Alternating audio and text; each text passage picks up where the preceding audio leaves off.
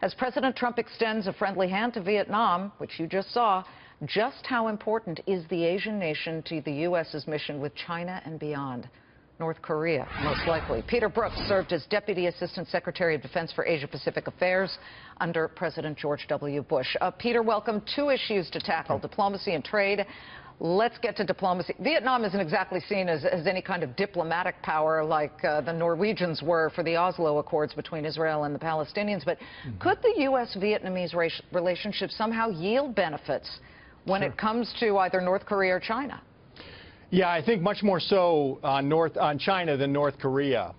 Vietnam doesn't have close ties with North Korea. It's a potential channel. But the issue, as you've laid out very well, is China and the South China Sea.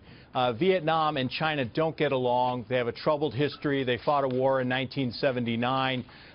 Vietnam is probably playing, is hedging its bets with China, because China isn't going anywhere. That geography isn't going to change in its relationship with the United States. The military relationship is warming. Last year, they ended some sanctions on arms sales to Vietnam. The United States has just transferred some Coast Guard ships to Vietnam. So it's a critically important country of 90 million people with a powerful, growing economy that could be even a more bigger player in that part of the world and help the United States advance its interests. But President Trump has been very clear. He is done with unfair trade advantages that other countries have. We have a significant trade imbalance with Vietnam, $32 billion trade deficit. And what does that mean?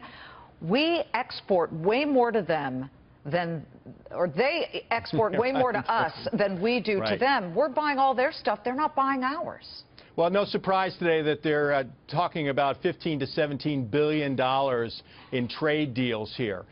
Vietnam is a developing economy. It needs things like aviation, infrastructure, power, high technology, services. So if they actually do sign that large of a deals over the next couple of days, that could help ease that trade deficit. But yeah, you're right. There is a significant trade deficit, and it's been growing. So it's important to get that in line again. I know you say that Vietnam can't really help with the North Korea situation, or at least tamping down some of the sizzling pressure at the moment, but the United States just had a successful test of its ICBM, its intercontinental missile and defense system. It's in South Korea. It's designed to shoot down any missiles that come from North Korea, but those could hit Vietnam too, couldn't they? I mean, Vietnam must be on our side about this.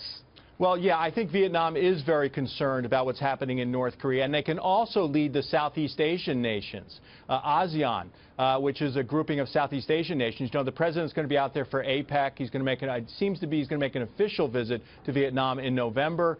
He could rally those countries. There's also a concern, Liz, about North Korea uses front companies and embassies to get access to hard currency, and some of that comes through Southeast Asian nations. So if Vietnam can lead countries in Southeast Asia as part of ASEAN and as obviously a large, powerful country in that part of that region, that would be helpful to the United States in potentially squeezing North Korea and moderating its belligerent nuclear and ballistic missile behaviors. Well, I tell people when it comes to trade, just look at the tags inside your clothes. A lot of stuff is made in Vietnam, so hopefully we can get it more balanced when it comes to that, and certainly with the diplomatic aspect. Thank you so much. Good to see you, Peter. Thank you.